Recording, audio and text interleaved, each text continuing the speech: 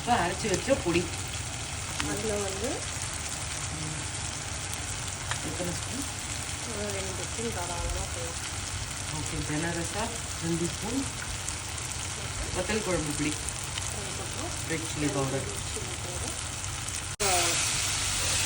கை தம்பி தெரியுது, நான் பிடிச்சிக்கிறேன். எண்ணெயில் கொஞ்சம் இந்த பொடி அப்படியே மிக்ஸ் ஆகும். புளி தண்ணி. அவர் பார்த்துன்னு இருக்காரு, நீ நிறுத்திட்டியா? அடுத்து ஆஃப் பண்ணிடுங்க. கொஞ்சமாக தண்ணி, இன்னும் கூட தண்ணி இதை கலந்து விட்டுரு. இது நல்லா கொதிச்சு சுண்டணுமா? எண்ணெய் வெளில வரணும்.